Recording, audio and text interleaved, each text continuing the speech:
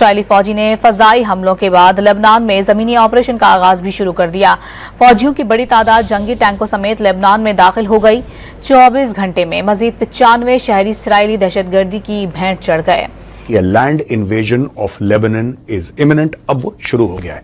Operation का नाम है ऑपरेशन नदन एरोज। लेबनान जो है इजराइल के नॉर्थ पे पड़ता है और हिजबुल्लाह वाले आसपास के गांव, जो बॉर्डर के आसपास गांव हैं, वहां पे अपने बेसिस बना के जो नॉर्थ इजराइल है, यानी कि इजराइल का ऊपर वाला एरिया जो लेबनान से छू रहा है, वहां के जो यहूदी हैं, वहां पे जो लोग रह रहे हैं, उनको परेशान करते हैं लोग। तो ये बढ़ता चला जा रहा है। अभी देख लें कि लबनान जो है वो भी जंग की लपेट में आ गया। तो खुदा ना ख्वास्ता ये जो जंग का दायरा करे बढ़ता हुआ दिखाई दे रहा है। क्या ये आग अब मशरिक वस्ता तक जाएगी? क्या होगा आगे?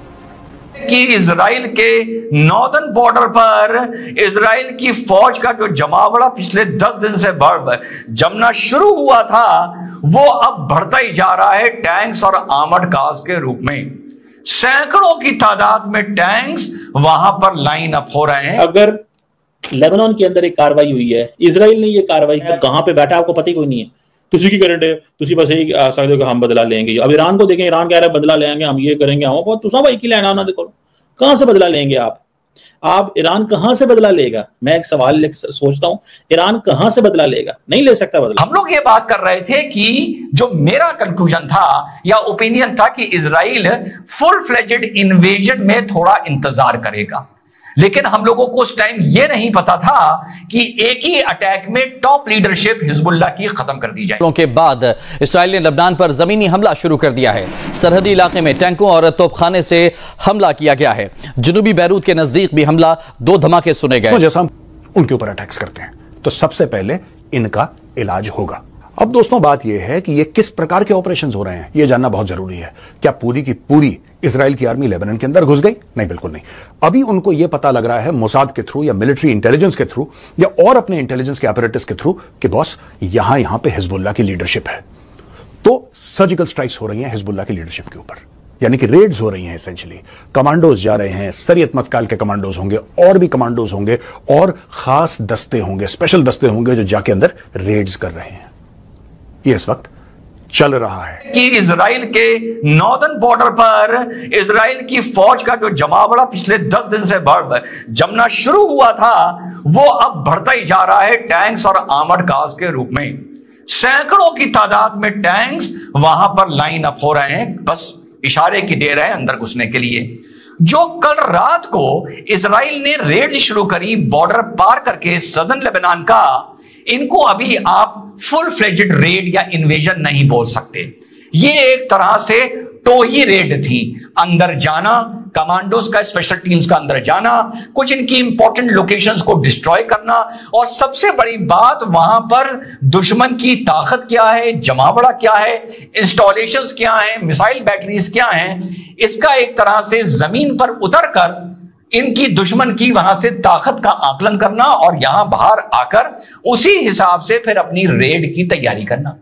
हम लोग ये बात कर रहे थे कि जो मेरा कंक्लूजन था या ओपिनियन था कि इजराइल फुल फ्लेजेड इन्वेजन में थोड़ा इंतजार करेगा, लेकिन हम लोगों को उस टाइम यह नहीं पता था कि एक ही अटैक में टॉप लीडरशिप हिजबुल्लाह की खत्म कर दी जाएगी। आप लोगों को याद होगा कि इजराइल सिर्फ सदर्न लेबनान में अटैक कर रहा था, जो हिजबुल्लाह का गढ़ माना जाता है, लेकिन अब इजराइल ने भी अपने अटैक सेंट्रल बेरूत में करने शुरू कर दिए हैं कल रात से। बिल्कुल लेटेस्ट आप लोगों को अपडेट दे रहा हूं, और बेरूत एयरपोर्ट पर भी अटैक किया है।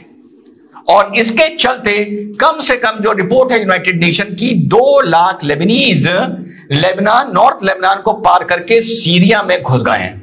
और लेबनीज की और साउथ लेबनीज जो हैं बाहर निकल के सड़कों पर और पार्क्स में सो रहे हैं, क्योंकि उनको बॉम्ब अटैक से खतरा है। और खतरा इसलिए है क्योंकि उनको भी पता है कि उनके बेसमेंट में हिजबुल्लाह ने अपना कोई ना कोई छोटा मोटा कमांड सेंटर बना रखा है।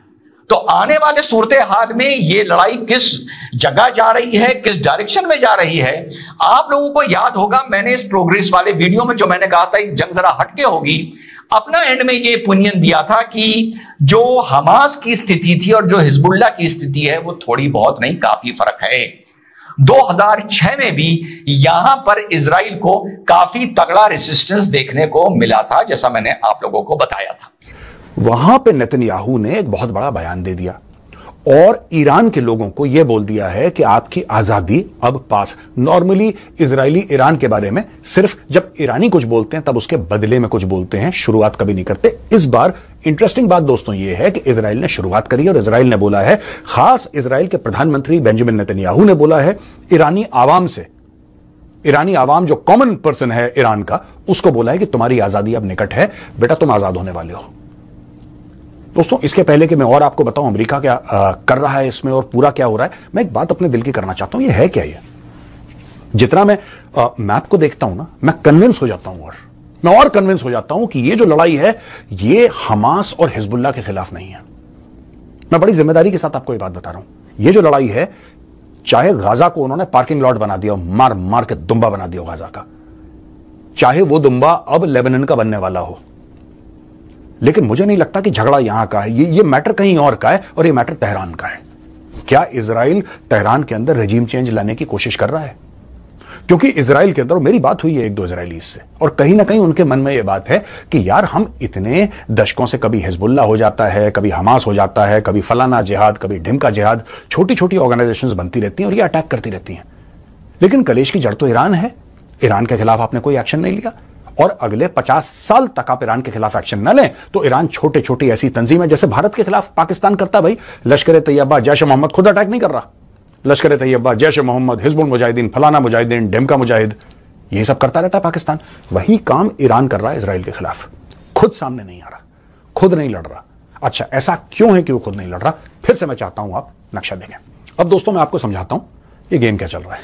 देखिए, ईरान जो है वो इजराइल के ऊपर अगर अटैक करेगा तो क्या वो जमीनी रास्ता इख्तियार करेगा? क्या वो जमीन से जाके अटैक कर सकता है? नहीं करेगा, वो करेगा नहीं। और अब मैं आपको बताता हूं 2-3 कारण। उसके पहले एक बात ये समझ लीजिए कि एक तो फासला देख लीजिए, पहली चीज। दूसरी चीज, क्या ईरान की फोर्सेस में, ईरान की आर्म्ड फोर्सेस में वो कैपेसिटी है कि इतने किलोमीटर जाएं और इजराइल पे हमला करें? तीसरी चीज, क्या उनके पास ग्लोबल